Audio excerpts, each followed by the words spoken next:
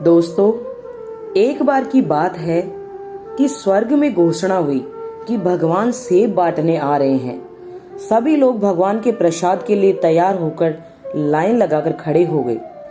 एक छोटी सी बच्ची बहुत ही उत्सुक थी क्योंकि वह पहली बार भगवान को देखने जा रही थी।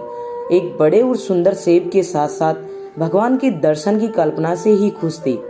अंत में प्रतीक्षा समाप्त हुई। बहुत लंबी कतार में जब उसका नंबर आया तो भगवान ने उसे एक बड़ा और लाल सेब दिया।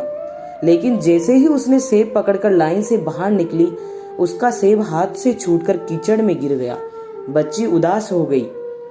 अब उसे दोबारा से लाइन में लगना पड़ेगा।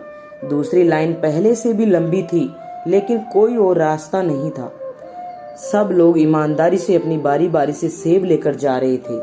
अंततः वह बच्ची फिर से लाइन में लगी और अपनी बारी की प्रतीक्षा करने लगी। आधी कतार को सेब मिलने के बाद सेब खत्म होने लगे। अब तो बच्ची बहुत उदास हो गई।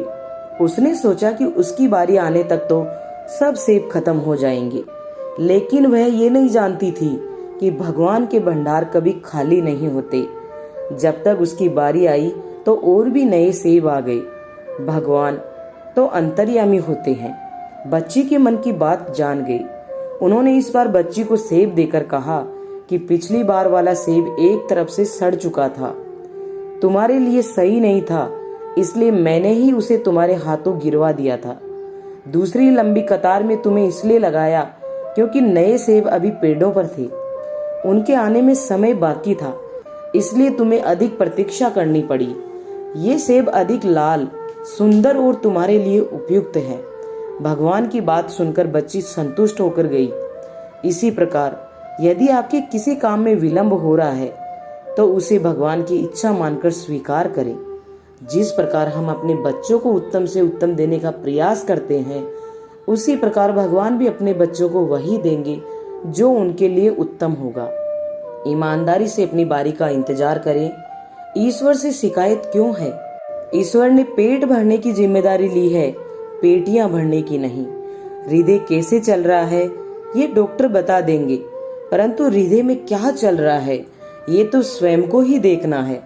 इस कठिन समय में संयम रखिएगा। ईमानदारी और दयालुता से जरूरतमंद के लिए भगवान बनकर उनकी मदद कीजिएगा। ये कहानी आपको कैसे लगी, एक प्यारा सा कमेंट करके अवश्य बताना। आपके कमेंट का हमें इंतजार रहेगा। दोस्तों, आपका एक प्यारा सा कमेंट हमारे हौसले को दोगुना कर देता है। मिलती हूँ ऐसी ही एक नई कहानी के साथ। तब तक अपना ख्याल रखिए। धन्यवाद। जय श्री कृष्णा।